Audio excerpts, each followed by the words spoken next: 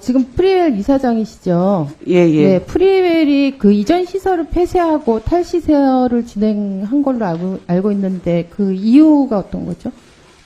의원님들도 너무 잘 아다시피 국제인권 기준에서는 장애인에 대한 분리, 소외 정책들을 좀 폐지하고 탈세 정책들로 지역사회 통합 정책들로 나아가라고 했고 아니 폐쇄한 이유 이전 시설 폐쇄한 그래서 2019년에 거기 있는 이제 거주인들의 대부분을 서울시 장애인 지원주택이라고 지역사회를 기반으로 한 주거 서비스로 이전시켜 드리고 본원에는 남아있는 분들이 없었기 때문에 폐쇄하게 되었고요. 그리고 이제 부모님들 중에 탈시설하는 것이 두려워서 아직은 나가고 싶지 않다고 한 부모님들은 우리 법인이 운영하는 다른 거주시설로 이전하고 탈시설을 희망하는 분들은 지원주택으로 이전해서 지금 지역사회에서 잘 살고 계십니다. 제가 알고 있기로는 이전 그 시설에 비리가 있어서 네네. 그 폐쇄 결정이 일단 내려진 걸로 알고 있는데 그게 맞나요? 네네. 이전에 비리 일가들이 네. 서감재단일 때 이게 비리를 저질러서 그것 때문에 지금 저를 포함한 현재 이사진들은 공익 목적을 갖고 있는 이제 시민사회나 정부가 추천한 이사들로 구성되어 있습니다. 그리고 그 탈시설 아까 조금 전에 설명하신 탈시설 과정에서 거기 시설 거주인들의 자기결정권이 침해당했다 이런 네네. 진정이 제기된 걸로 알고 있는데 네네. 실제 내용은 어떤가요? 네네. 거기 행정심판위원회에서 제기한 4명에 대해서 재조사를 하라고 결의한 것으로 재심 결정이 난 것으로 알고 있습니다. 그 중에 3명은 일촌, 그러니까 부모나 자식이 아니라 형제가 퇴소 동의서를 썼다는 것인데요.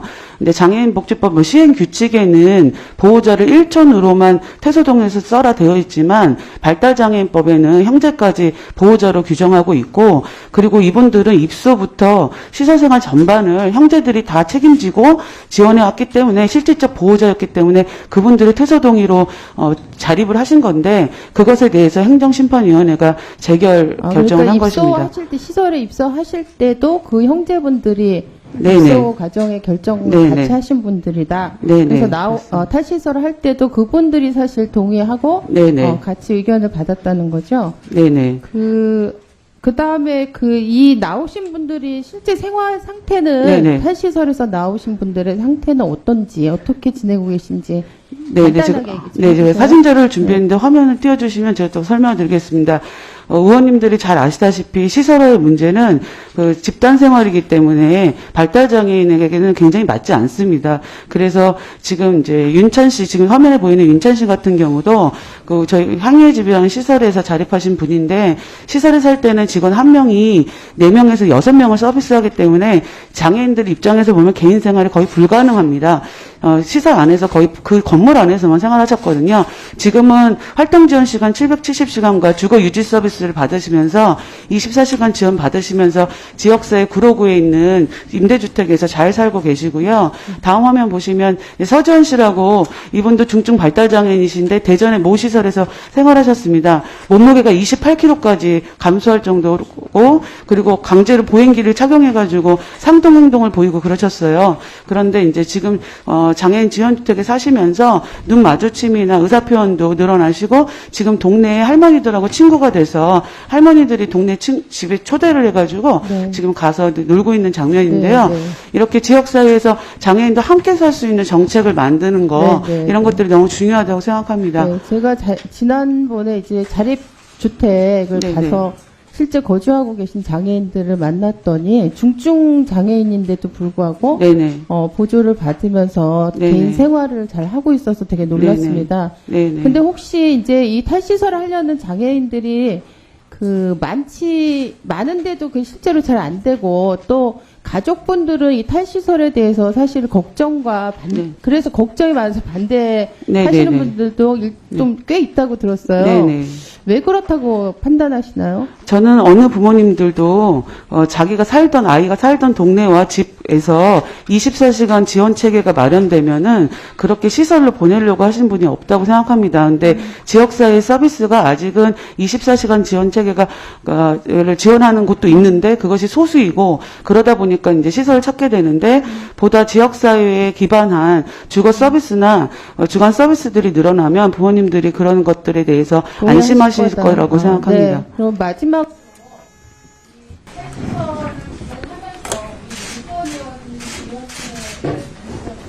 네.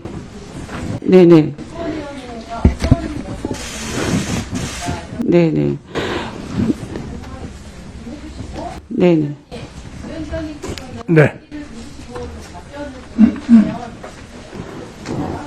저는 아동, 노인, 장애인, 노숙인 모두에 대해서 국가가 시설로 격리시키는 게 아니라 지역사회에 함께 살 수 있도록 지역 기반을 만들고 국가가 그런 책무를 하도록 국가인권위원회가 적극적으로 권고하고 이끌어 나가야 된다고 생각합니다. 그런 점에서 법 제정이나 예산 마련 그리고 관련한 정책들을 마련할 수 있도록 인권위원회가 기준을 제시하고 적극적으로 역할을 해서 우리 사회는 이제 고령화 사회를 앞두고 있기 때문에 돌봄의 방식을 어떻게 할 것인가에 대한 결정을 해야 되는 시대라고 생각합니다. 돌봄의 방식을 수용형이 아니라 지역사회 통합형 그리고 개인별 맞춤 그리고 그 지역 집과 동네에서 함께 살 수 있도록 돌봄의 전환 시대가 필요하다고 생각합니다. 이것을 국가인권위원회가 잘 국가의 정책들을 잘 마련할 수 있도록 적극적으로 역할을 해 주셨으면 좋겠습니다. 위원장님께 마지막으로 이 시설에 거주하고 있는 장애인들이 입소할 때 본인의 개인 의사를 어느 정도 확인하고 입소가 되는 것인지 제가 알기로는 시설 거주에 있는 2만 9천 정도 장애인들이 있다고 하거든요. 이런 조사를 인권위 차원에서 있었지 해주시면 좋겠다는 궁금하십니다. 강민정 위원님 시간이 많이 지연돼서 또 답변 듣기가 그런데 위원장께서 다음 기회에 시간을 드릴 테니까 강민정 위원님 질의하신 데 대해서 다음 기회에 답변을 해주시기 바랍니다. 예, 그렇게 예. 알겠습니다. 이제 김정아 대표님. 네. 네. 아까 이제 답변하신 것 중에 제가 몇 가지 좀 확인할 게 있어서요. 네네. 거주시설 인원이 없어서 시설을 폐쇄했다라고 답변하셨잖아요. 네, 인원이 없어서 네. 그런 건 아니고요. 모두 자립을 지원했기 아니, 때문이라고. 아까 장애인 거주 인원이 없어갖고 시설 폐쇄했다고 답변하셨잖아요. 아니요, 그 향유 집에 있는 제가 이사장 됐을 때 60명이었는데요. 그 중에 46명이 지원주택이나 자립생활주택으로 자립을 하셨고요. 잠깐만요. 가족에 인계된 분과 아니, 시설을 원하는 분은 시설로 가셨고, 예, 그렇게 해서 제가 번호는- 한 말만 답변을 하세요. 네. 자, 아까 우리 존경하는 강민정 의원이 답변하셨을 때 시설에 더 이상 거주 인원이 없어서 폐쇄했다고 했는데, 자, PT 한번 보실래요? 자, 우리 김정아 대표님이 2016년부터 프리웰 대표이사 하셨죠. 근데 2017년도 3월 달에 이미 향유의 집을 폐쇄하겠다고 이사회에서 결정을 했어요. 그리고 2018년 말까지 폐쇄하기로 했는데 그게 안 되니까 또 그 다음에 2019년도에 이사회를 열어서 2019년 말까지 폐지하기로 결정을 해버립니다. 그리고 나서 그 기간 동안에 이 강압적 탈시설로 지금 문제가 돼 있는 이 거주장애인들 표소 절차가 다 강행이 돼요. 의원님 제가 이게- 말씀드리려면 제가 질문하는 것만 답변하세요. 자, 그리고 아까 이제 비리 사건이 있어서 이 시설이 이제 폐쇄했다라고 하는데 이 비리 사건 언제 있었어요? 2008년도 이전에 있었죠. 10년 전에 있었던 사건을 가지고 이 시설 폐쇄하고 이렇게 직접적으로 연관시키는 건 좀 문제가 있다라고 생각이 되고요. 자, 24시간 지원 체계가 돼 있어서 이제 퇴소를 시켰다라고 하는데 정말 양심적으로 우리 사유가 24시간 지원 체계가 준비가 돼 있다고 생각하십니까? 아니죠. 자, 그런 상황에서 이 오갈 데 없는 무연고 장애인들, 정말 춥다 덥다 의사표현도 못하는 이 발달장애인들, 중증 장애인들을 이렇게 시설을 폐쇄하겠다는 목표를 먼저 세워놓고 그 안에서 뭐 퇴소위원이라든가 그런 절차적인 것들을 거친 게 이게 무슨 의미가 있습니까? 제가 뭔가 이 대자뷰가 났어요. 문재인 대통령이 원전 폐기하겠다고 목표 세워놓고 짜맞추기식으로 경제성 평가 조작까지 해가지고 발전소 가동 중단시킨 거하고 똑같습니다. 자, 위원장님. 이런 부분에 대해서 문제가 있다고 생각하지 않으세요? 자, 그래서 국가인권위원회에서 2019년도 9월 달에 이 강압적인 탈시설은 좀 문제가 있다라고 복지부 장관한테 권고까지 하셨죠. 지침 개정하라고. 근데 불과 3개월 만에 이 프리웰의 강압적 탈시설 막아달라는 중증장애인들의 진정에 기각 판정을 냈어요. 지난 8월 달에 운영위 전체회의에서 우리 존경하는 권성동 의원님, 조은희 의원님 말씀하실 때 상황 다 파악하시겠다고 하셨죠? 그 내용 다 파악하셨나요? 예, 그 이후에 사건별로 제가 시간이 별로 없어서 나중에 네네. 예. 그래서 제가 보기에는 이게 지금 탈시설이 문재인 정부 정권에 지금 100대 국정과제에 들어와 있었어요. 그러다 보니까 국가인권위원회가 가장 독립적으로 정말 사회적 약자의 권익을 대변하기 위해서는 어떤 권력으로도 어떤 힘으로부터도 독립적으로 운영돼야 될 작용해야 될 이 인권위원회가 문재인 정부의 눈치를 보면서 3개월 만에 입장을 바꾼 것으로 해석이 됩니다. 정말 정권의 신여로 전락한 전형적인 단면이라고 생각이 되는데요. 자, 위원장님, 지금 우리 사회에서 돌봄 부담 때문에 삶을 포기하는 가정들 뉴스들 많이 보셨죠? 예. 그 그렇습니다. 가정들이 지역사회에서 그런 돌봄 서비스, 사회 서비스가 충분히 제공되지 않아가지고 그 가정에서 오롯이 그 부담을 떠안아주기 때문에 그 부담을 못 이기고 삶을 포기하는 그런 상황인데 거기에다가 지역사회에서 가정에서 돌보고 있는 장애인들도 지금 책임질 수 없는 구조에서 시설에 있는 장애인들까지 지역사회로 내보내겠다? 아무 가족도 연고자도 없는 장애인들을 지역사회로 내보내서 지금 그렇게 할 수 있는 상황이라고 보십니까? 그래서 인권위가 이게 국가 권력이라든가 이 이념에 경도되지 않고 이게 현실 속에서 어떤 것이 정말 국민들의 존엄, 행복을 지켜줄 수 있을 것인지에 대해서 좀 면밀하게 재검토를 한번 해보시고요. 지금 해당 사건들이 진행 중인 것도 있어요. 그래서 전면적으로 하시고 대응 계획을 저희 방에 보고를 좀 해주세요. 간략하게 답변만 해도 되겠습니까? 예. 네네. 우선 저희들이 탈시설 로드맵을 정부에 권고했던 것은 문재인 정부의 국정 과제이기 때문에 했던 것은 아니고요. 국제사회에서 탈시설 그리고 자립 지원 주택으로 서서히 이행하는 것이 바람직하다라고 하는 것은 국제사회에서는 수십 년 전부터 서서히 확립되어 온 원칙이기 때문에 저희들이 그런 권고를 했던 것이고요. 그리고 이제 그런 네? 아니. 그럼요. 완전하게 이루었다 그렇게 평가는 뭐 좀 할 수가 없는데요. 그쪽으로 이행하고 있는 것은 틀림없습니다. 네.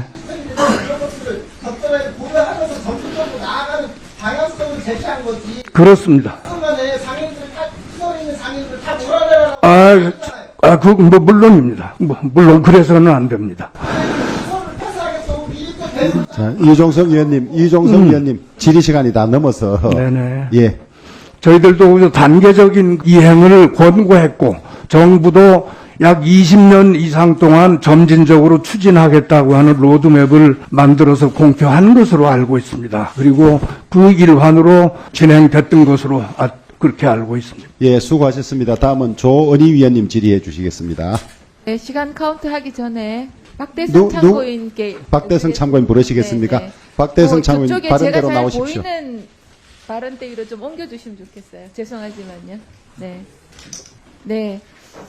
참고인은 장애인 거주시설 이용자 부모회의 고문을 맡고 계시죠? 네. 9월 28일에 부모회 대표님이 인권위에 장애인 거주시설들을 상대로 진정을 제기하셨습니다. 네. 고 박원순 시장 재임 시절 주도적으로 진행된 서울시 탈시설 정책으로 중증 발달 장애인이 당한 인권 범죄를 조사하고 대책을 마련해달라는 게 요지인데요. 맞습니까? 네.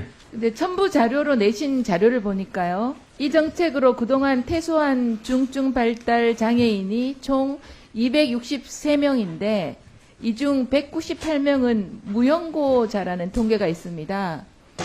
이것이 지금 인권위가 현재 퇴소 동의서 위조 등으로 강제 퇴소건 외에 조사하는 것, 재조사 중인 것 외에 문제가 되는 정황을 발견하신 건가요? 예, 포함된 겁니다. 지금 현재 네. 263명 중에 네. 총 18명이 법원에서 소송 중에 있습니다. 네, 그 중에서 참고인이 특히 문제가 된다는 사례 같은 게 있습니까? 예, 많습니다. 저는 그 18명에 대해서 2016년부터 물리치료사로서 치료했던 사람인데요. 그 중에서 대표적인 한 가지를 알려드리면 김유경 씨는 2019년 12월 2일 날 강제 퇴소를 당했는데요. 지능은 0점이고요. 의료적으로 아무 표현을 할 수가 없습니다. 그리고 흉추부터 척추까지 약 70도 한쪽으로 휘어 있습니다. 그래서 의사 소견으로는 한쪽 폐가 폐사할 수 있다는 소견이 있었고 그 소견에 따라서 의료적인 체계로 관리를 받던 사람입니다. 그 사람이 현재 의료적 시설이 전혀 없는 임대주택에 지금 퇴소돼서 생활하고 있습니다. 이분이 그러니까 퇴소가 자발적이지 아니고 강제 퇴소라는 얘기신가요? 네. 퇴소위원회에는 네. 간호사라든가 물리치료사 등 의료진이 포함되게 되어 있는데 항해 집에서 퇴소된 모든 사람들에 대해서는 저는 단 한 번도 참석한 적이 없습니다. 아, 네. 근데 앞서 인권위가 강제 퇴소 의혹을 기각한 데는 탈시설을 주도하는 단체들의 눈치를 인권위가 봐왔기 때문이다. 이래 주장한 바가 있으신데 맞습니까? 네, 맞습니다. 전장현 산하에 함께 활동하고 있는 사람들이 대표가 이미 비상임위원으로 활동하고 있거나 그다음에 저희 이사로 활동했던 박경석 이사의 부인이 비상임위원으로 당시에 활동하고 있었습니다. 그런데 정작 인권위에서는 단체 출신 인사들이 인권위에 소속돼 있긴 하지만 해당 진정이나 민원 심의에는 개입한 바 없다고 주장하는데 어떻게 생각하십니까? 지금 현 이사장 김정아, 전 이사장 박숙경 범죄가 집중적으로 일어났는데요. 그분들의 직책이 국가인권위원회 전문위원이고 이분들이 속한 곳이 장애인 차별 시정국 산하에 장애인 차별을 담당하고 조언을 하는 사람들입니다. 네. 그러면 마지막으로 인권위와 관계기관이 탈시설 문제를 다루는 데 있어서 어떤 점이 고려됐으면 좋겠는지 말씀 좀 해주십시오. 탈시설에 의해서 보건복지부부터 정부 산하 모든 기관의 민관협의체에 의료진이 전면적으로 배제되어 있습니다. 네. 그런데 미국이나 선진국에서는 탈시설에서 최우선적으로 고려하는 것이 의사의 첫 번째 소견입니다. 의사가 이 사람이 의료적으로 탈시설을 할 수 있다는 판단 하에 그 다음에 이루어지는 게 탈시설인 정책인 반면에 저희 나라는 의사들이 전면적으로 배제되고 치료사들의 조언을 배제시키기 위한 모든 조치가 이루어지고 강제로 퇴소되었기 때문에 현재 저희가 263명에 대해서 조사 중인데 벌써 사망자가 8명 이상입니다. 저도 위원장이지만 위원으로서 3분 정도 질의를 하겠습니다. 지금 요지는 무리하게 탈시설을 하고 그래서 피해자가 많이 나오고 있는데도 국가인권위원회 진정을 하니까 특정 단체들과 연관이 돼 있어서 묵살되고 있다. 이게 지금 요지죠. 네. 나머지 시간을 한 2분쯤 드릴 테니까 하고 싶은 말씀 다 하십시오. 사회복지시설에서 저희는 노조까지 만들어서 이 범죄를 막기 위해서 노력을 했습니다. 사회복지 종사자들, 시설 종사자들은 20년에서 30년 동안 이분들이 어렸을 때부터 돌봤던 사람들입니다. 이분들은 평생 누워있기 때문에 마금일이라는 약을 항상 복용합니다. 왜냐하면 변을 스스로 배출할 수 없기 때문입니다. 시설 종사자들은 이들에 대해서 맨손으로 그 변을 다 파내고 하면서 살렸던 사람들이에요. 이분들이 진정을 놓고 어떻게든지 막고자 노력을 했는데 국가인권위원회는 진정을 한 민원인의 신분을 사측에다 제공하는 등 그다음에 진정을 한 사람들이 해고되도록 방치하고 저와 함께 해고된 사람이 법에 따라서 보호를 요청했는데 이조차도 기각했습니다. 무려 행정심판까지 기각했습니다. 이런 걸 가지고 법원까지 가야 되는 이게 사회복지의 현실이라는 게 놀랍습니다. 국가에서 이게 국회에서 막지 못한다면 국가인권위를 상대로 시설 종사자들이나 저희 같은 의료진들이 사람을 살릴 방법이 없다는 게 가장 큰 문제입니다.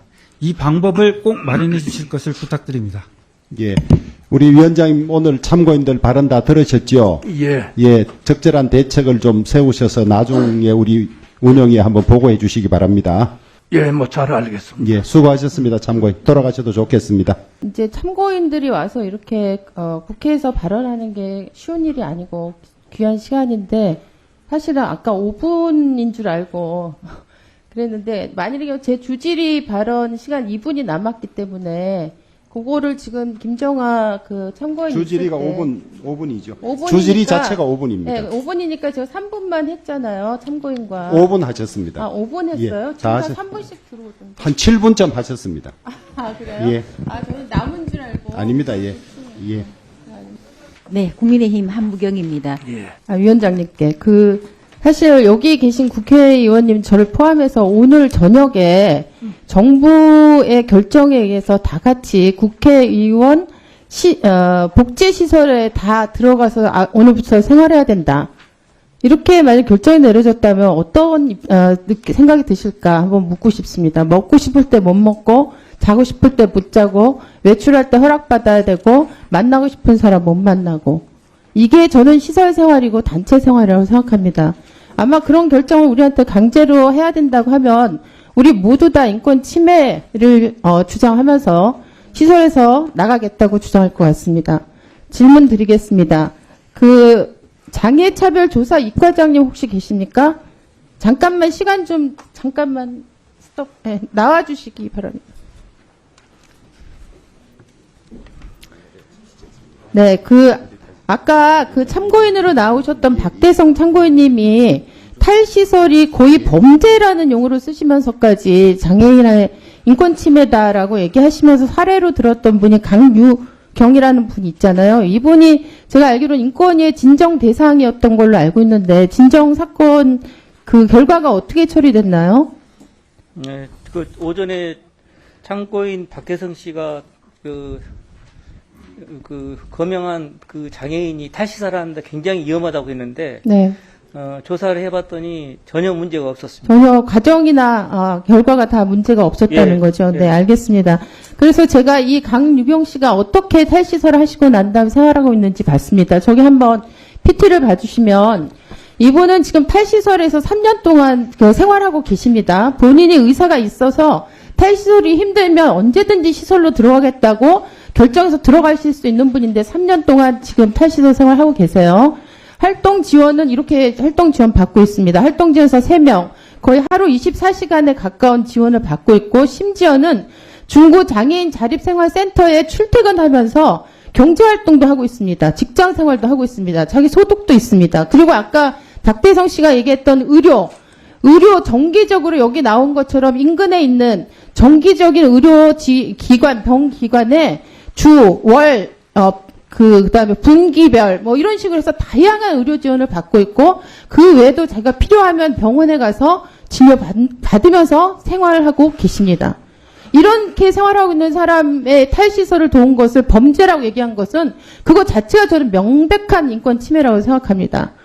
위원장님께 여쭤보겠습니다. 아까 박대성 씨 참고인이 얘기한 것 중에 지금 인권위가 특정한 단체, 시민단체하고 연계돼서 그 단체와 그 단체의 이익을 위해서 이렇게 활동을 하고 있다는 이런 이제 의견을 제시했잖아요. 네. 여기에 대해서 좀 짧게 말씀해 주시기 바랍니다. 그것은 전혀 근거 없는 주장이라고 생각을 하고요. 나중에 기회가 되면 말씀드리겠습니다만, 어떤 누군가가 전문위원으로 관여했다라고 하는데, 전문위원이라는 게 저희들이 유지하고 있는 장애인 인권 전문위원회라는 것이 있고요. 실은 이름과는 좀 다르게 전부 자문위원 32명이 모이는 위원회이고, 1년에 한 번 내지 2번 정도 회의를 하는 그런 정도의 위원회입니다. 거기 그분들이 무슨 사건에 관여할 수도 없고, 이 의제로 다뤄지지도 않고, 저희들은 전혀 근거 없는 그런 지적이었다고 생각합니다.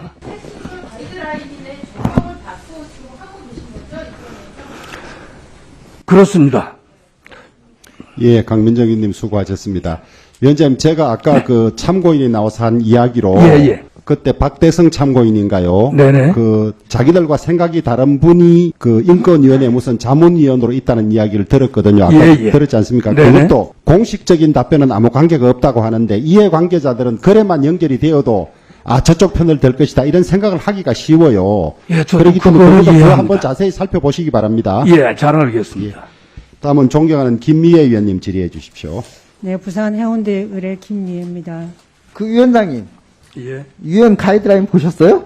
네. 유엔에서 정한 그 탈시설 가이드라인 보셨어요? 매뉴얼 있어요? 아니, 매년 있는 것은 아니고요. 그럼 뭘 보셨다는 얘기요? 뭐대로 하고 계신다는 얘기예요?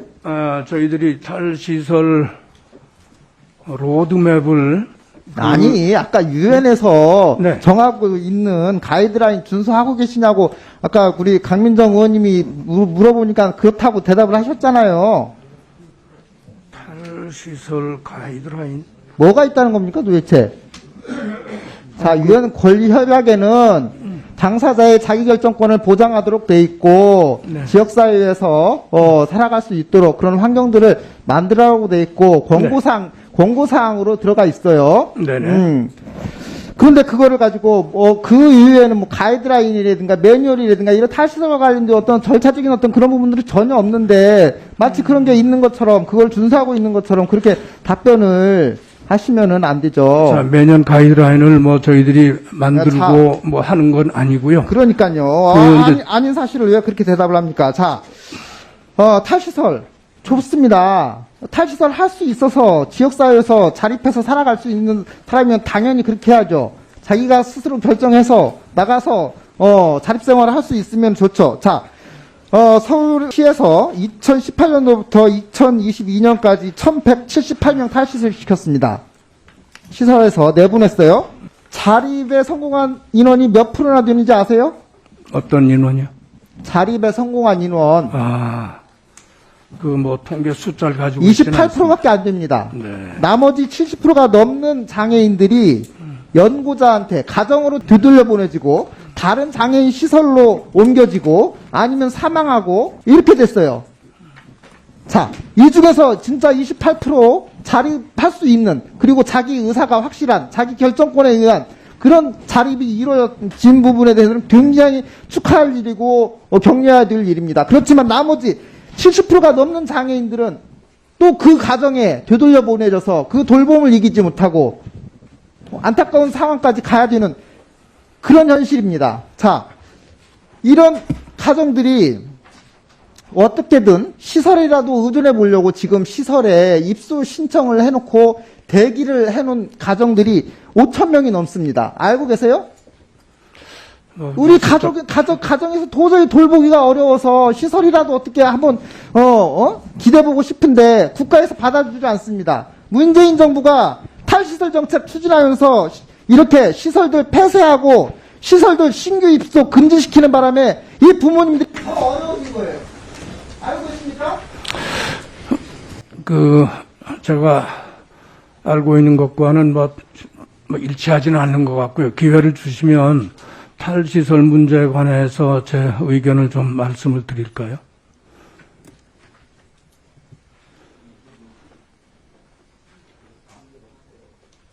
자, 정리하시죠. 예, 수고하셨습니다. 네, 위원장님. 제가 오늘 권익위 국감을 준비하면서 탈시설 죄송합니다. 인권위를 국감을 준비하면서요. 예.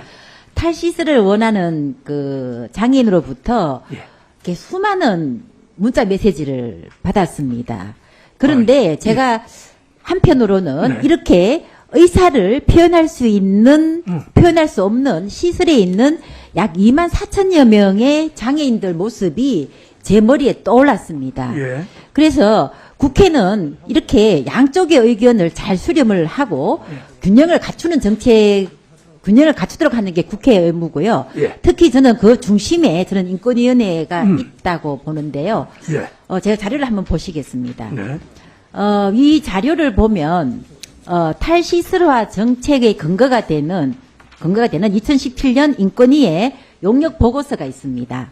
근데 그 용역 보고서에 여기 큰 글자 있죠. 수행 기간을 한번 살펴봤습니다. 그런데 이 수행 연구 기관에 있는 사람들이 전부 다 전장년 관계자들이 수행한 것으로 보입니다. 쭉쭉쭉 나와 있죠. 예. 이 당시 전장년에 박경석 대표의 배우자가 인권위 위원이더라고요. 그래서 저는 이 점을 보고, 야, 이거는 기업에 비추면은 이해 당사자에게 일감 몰아주기다라는 그런 생각이 들었습니다. 자, 그 다음 보십시오. 그 다음에 2017년에 만들어진 용역 보고서를 기초로 해서 인권위가 복지부에 탈시설 로드맵 만들 것을 권고를 합니다. 그래서 지금 이 화면이 자꾸 이렇게 잘라지는데요. 그래서 그 인권위의 권고를 가지고 2021년에 복지부에서 정책을 만듭니다. 2021년 8월에 복지부에서 인권위 정책 권고를 수용해서 탈시설 장애인 지역사회 자립지원 로드맵을 발표를 합니다.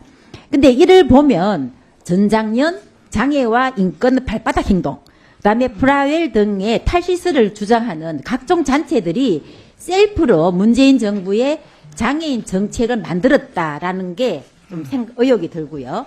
그리고 이제 복지부 로드맵을 보면 1541개의 장애인 거주시설이 폐쇄되면 약 3만여 명의 명을 케어해줄 인력과 거주 공간이 필요합니다. 그러면 그에 따라서 국가의 지자체의 보조금과 예산이 확대되는 것은 기정사실이고요. 그런데 문제는 이 보조금이 또 누구의 배를 불러주게 할 것인가, 어디로 흘러갈 것인가, 이게 문제라는 겁니다. 잘못하면 약자를 볼모로 정부 보조금을 기생하는 일부 단체들 때문에 정말 선량하게 일하는 시민단체들의 공익활동마저 영향을 미칠 수 있다는 게 이게 지금 현재 많은 사람들의 의견입니다. 그래서 여기에 대해서 우리 위원장님의 의견을 내주시고요. 그 다음에 제가 간단하게 말씀드릴게. 이번에 그런 제 생각을 조금만 답변을 좀 드릴까요? 탈시설 로드맵을 마련하고 보건복지부에서 또 로드맵을 정부 측에서 또 이제 작성할 때 저는 현장에 있지는 않았고, 다만 이제 보고를 받아서 이제 파악을 하고 있는 내용에 의하면 탈시설이라고 하는 정책은 사실은 국제인권 분야, 국제장애인 인권 분야에서는 1960년대부터 얘기가 돼가지고 7, 80년대를 거쳐가지고 확립이 된 거의 원칙이고요. 탈시설에서는 말하자면 거주시설에서는 집단 돌봄밖에 불가능하거든요. 그리고 집단 돌봄을 하다 보면 정말 성의있게 하는 경우도 있지만 대체로는 감독과 통제로 흐를 염려가 정말 많다고 합니다. 그래서 이제 그런 폐단을 고치기 위해서 지원주택 형식, 말하자면 지역사회에서 개별 거주하도록 시설을 점차 변환해 나가자라고 하는 그런 거라고 알고 있고. 네네. 문제는 예. 어떻게 이렇게 인권위의 위원으로 있는 단체에 용역 보고서가 나가느냐, 저는 그 문제를 듣는 겁니다.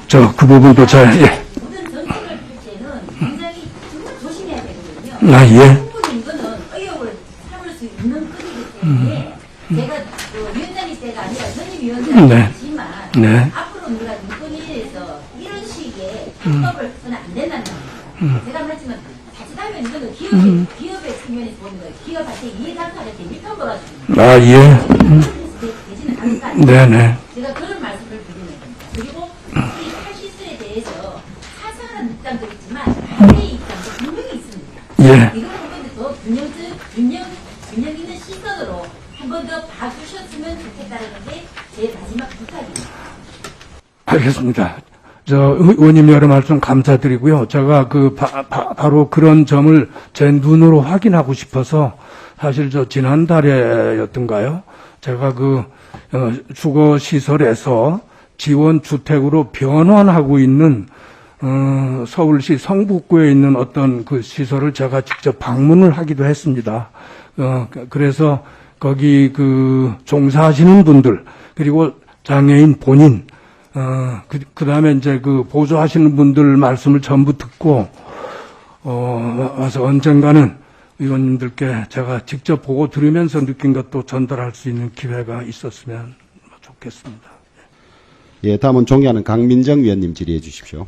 네, PPT, 위원장님 PPT 봐주세요. 네. 위원회에서 여러 가지 국제 관련 문서들을 다루고 계시니까 아까, 답변을 바로 못하신 것 같은데, 분명히 UN이라고 되어 있습니다. 위에, 탈시설 가이드라인 제목 보시죠. 있죠? 이거? UN 장애인 인권, 장애인 권리 협약 탈시설 가이드라인 문서 있습니다. 네. 저는 사실은 장애인은 비장애인하고 다를 바 없다고 생각합니다. 단지 뭐가 다르냐, 지원이 필요한 사람들이지, 그 장애인들이 우리하고 다 비장애인과 다른 욕구를 가진다거나, 그 사람들은 자유롭게 살지 않아도 된다. 당연히, 자기 의사와 무관하게. 저는 그런 존재라고 생각하지 않습니다. 그래서 국회와 정부는 이런 장애인들을 시설에 수용해야 된다. 이렇게 얘기할 게 아니고, 어떻게 이분들이 비장애인하고 똑같이 가지고 있는 욕구를 실현할 수 있도록 정부가 적극적인 역할을 해야 될 것인가. 예산을 더 많이 책정하고 더 많은 환경과 여건을 정책적으로 제공할 것인가. 저는 이런 관점에서 접근하는 게 맞다고 생각합니다. 그런 면에서 탈시설 문제에 대해서 우리 국회가 다른 인권, 근본적인 인권의 어떤 보장이라는 차원에서 그 관점을 가져주시길 당부드립니다. 그리고 또 하나 질문 드릴 게 있는데요. 위원장님, 길을 걷다가 죽지 않을 자유는 기본권 중에 기본권이죠. 예. 길을 걷다가 죽지 않을 자유. 그죠? 모든 시민이면 다 누려야 될 기본권 중에 기본권이죠. 예. 네. 그 일선 경찰, 경찰서장, 경찰청장, 주무장관, 국정상황실장, 대통령, 다 이 기본권 중에 기본권을 지켜줘야 될 의무가 있죠. 예, 뭐 그렇다고 생각합니다. 다 있죠. 예. 그런데 156명이나 희생된 일을 예방하는 데는 어떻게 보면 손을 놓고 있어서 그런 참사가 빚어졌는데, 지자체나 정부가 지금 그런 역할을 못하고 난 다음에 압수수색 같은 이런 방식의 어떤 수사는 지금 굉장히 빠른 속도로 진행을 하고 있습니다. 저는 이런 진상규명은 철저하게 돼야 된다고 생각합니다. 그러나 우리한테는 트라우마가 있습니다. 8년 전에 세월호 경험이 있습니다. 그렇게 커다란 참사가 벌어졌음에도 불구하고 결과적으로는 선장 하나 구속되고, 그다음 해경 해체되고, 뭐 관계자 일부 구속됐다가 또 재판 장기적으로 진행되고 애매하게 끝나버렸습니다. 책임져야 될 사람 제대로 책임 안 제대로 철저하게 이루어지지 못하고 끝나버리고 따라서 아직도 우리 사회에 큰 문제가 되고 있습니다. 저는 인권위원회가 제대로 이번 이태원 참사와 관련해서 진상규명 제대로 돼서요, 국민의 기본권이 제대로 지켜질 수 있도록 인권위원회가 매일 노력을 지켜봐야 된다고 생각합니다. 그런 역할을 해주시기를 예, 말씀 잘 유념하겠습니다.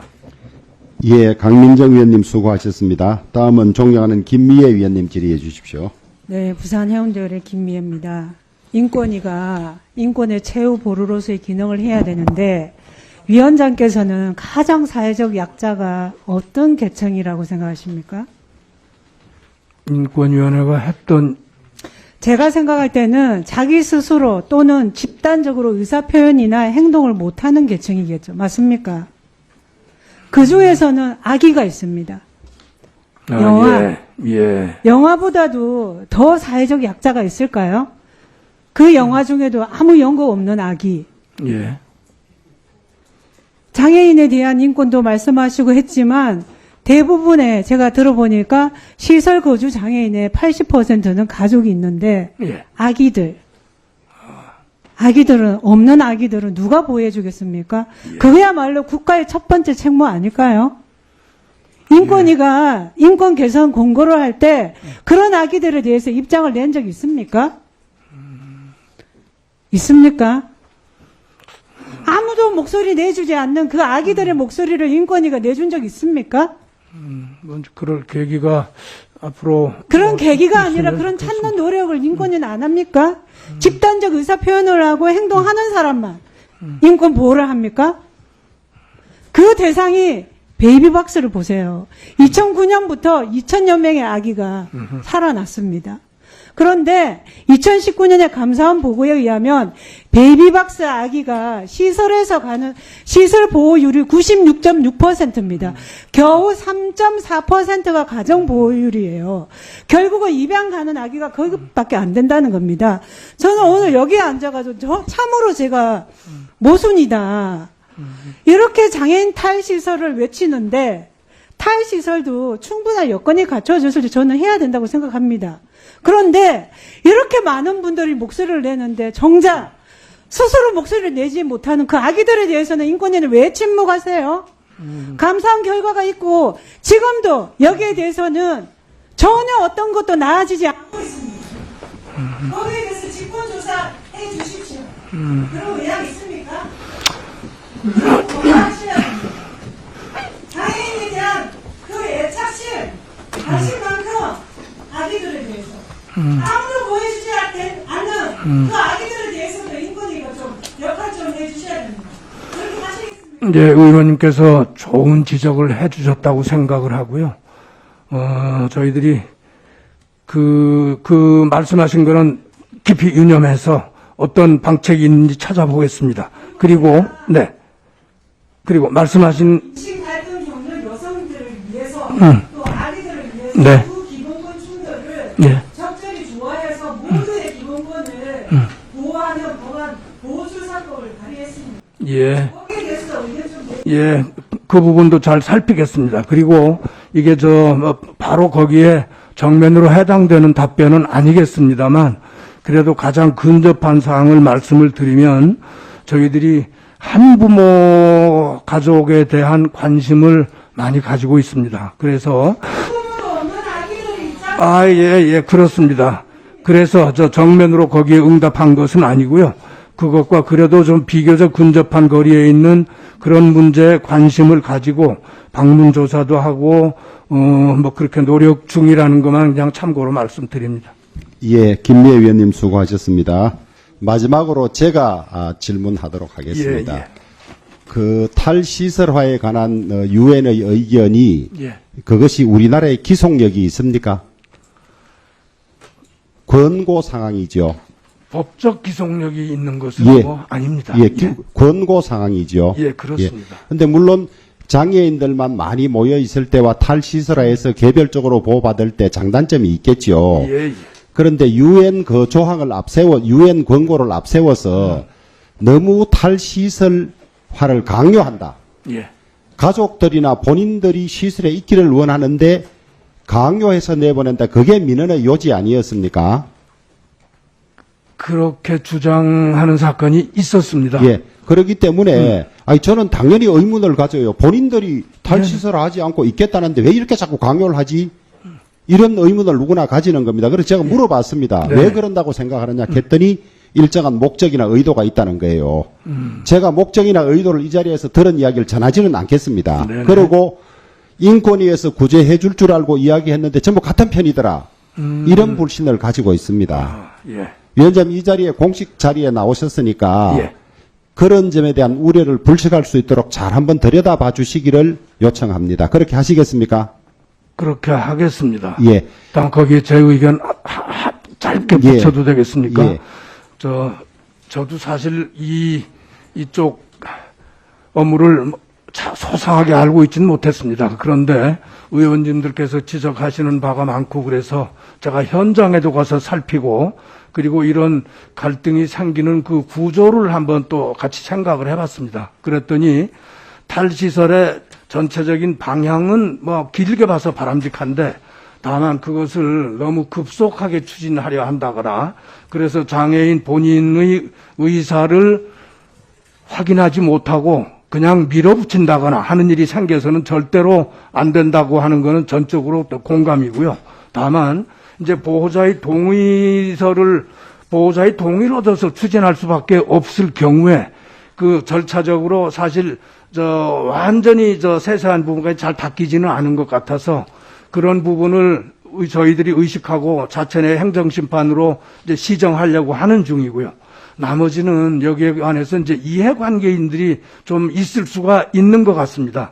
그런데 이제 이거는 저희들이 지원주택을 지금 SH공사나 이런 데 협조를 얻어서 각 지자체가 마련하려고 애를 쓰고 있는데 그런 게 잘 진행이 돼서 우선 첫째 공간이 마련되고 그리고 이제 장애인의 의사 확인 절차를 정말 엄정하게 해서 아무 무리 없이 진행이 되면 정말 좋겠다라고 하는 희망을 가지고 있습니다. 저희들은 진행 과정에서 인권 침해 요소가 없는지 하는 거는 저희들 눈을 부릅뜨고 잘 감독하겠습니다. 예, 꼭 그렇게 해주시길 네. 바라겠습니다. 네. 국가인권위원회가 창설될 때부터는 국회 소관상임위원회가 법사위원회였습니다. 예. 그러다가 운영위원회로 옮겨왔는데요. 네. 운영위원회로 옮겨오는 국회법 개정안을 제가 발의했습니다. 아, 예. 제가 발의하고 제가 추진을 했었는데 네. 전임 안경환 위원장께서 법사위에 있으니까 너무 검찰 법조인의 시각으로 국가인권 문제를 다루니 좀 자유로운 데 있게 해달라 그래서 제가 공감하고 이쪽으로 옮기는 발의를 했었는데요. 네.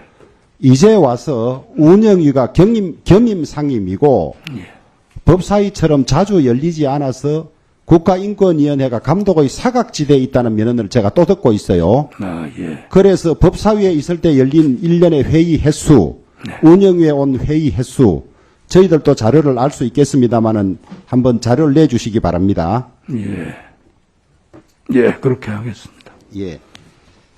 예, 이상으로 질의를 모두 마치고 앞서 말씀드린 것처럼 오늘 참석하신 상임위원님들에게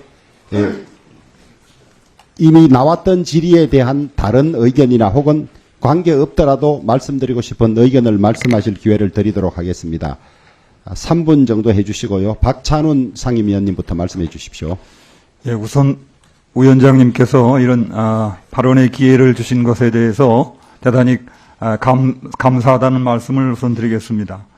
오늘 여러 의원님들께서 장애인의 그 탈시설화 문제에 대해서 말씀하셨는데 저는 개인적으로 국제인권법을 전공하는 대학 교수 출신의 상임위원이기도 합니다. 이 부분에 대해서 제 소견을 말씀드린다라고 하면 저희 나라가 가입하고 있는 장애인 권리 협약은 우리 헌법 조항에 따라서 국내법적 효력을 가지고 있는 구속력 있는 규범입니다. 이 조약 19조에 이 탈시설화에 대해서 명문의 규정을 가지고 있습니다. 따라서 이 탈시설화의 문제는 단지 가이드라인 방향성의 문제가 아니고 우리가 꼭 추진해야 된다는 말씀을 우선 드리겠습니다.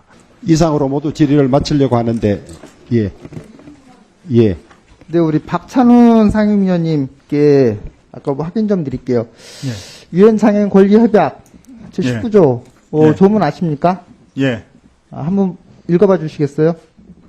좀 제가 읽어드리죠. 그 조문 내에 institutionalization이라는 탈시설화라는 단어가 있습니까? 그 탈시설화라고 명문으로 규정이 되어 있는 것이 아니고요. 이렇게 되어 있습니다. 제19조는 자립적 생활 및 지역사회의 동참이라고 되어 있고 그 속에는 이런 내용입니다. 이 협약의 당사국은 모든 장애인이 그 다른 내용은 제가 알기 때문에 그 뜻이 바로 거고요. 이 뜻이 바로 그것을 의미하는 것입니다. 그러니까 그것이 바로 탈시설이라는 거하고 입권이 성립되는 건 아니잖아요. 거기는 분명히 자기결정권이라는 단어도 들어가 있고 특히 가항에는 이렇게 되어 있습니다. 장애인은 다른 사람과 동등하게 자신의 거주지 및 동거인을 선택할 기회를 가진다. 이렇게 되어 있을 정도입니다. 그 전제 조건이 자기결정권에 기반해야 된다고 되어 있습니다. 본문에. 이 19조의 내용을 가지고 유엔은 탈시설화의 근거로 삼고 있습니다. 자, 이종성 위원님 필요하면 인권위를 상대로 다시 탈시설화에 관해서 우리가 토론회를 한번 할 수도 있고 공청회도 할 수 있으니까 오늘 그 정도로 마치면 좋겠습니다. 질의 모두 종결해도 되겠습니까? 예. 이상으로 질의를 모두 마치겠습니다. 오늘 국정감사를 실시한 국가인권위원회에 대하여 여러 위원님들로부터 서면 질의가 있습니다. 해당 기관에서는 조속한 시일 내에 답변서를 성실히 제출해 주시기를 바라고 서면 질의와 답변 내용은 회의록에 게재하도록 하겠습니다. 국가인권위원회는 여러 위원님들께서 지적해 주시고 문제 제기하신 사항들을 유념하셔서 업무 수행에 적극 반영해 주시고 개선이 필요한 사항은 합리적으로 수정 보완해 주시기 바랍니다.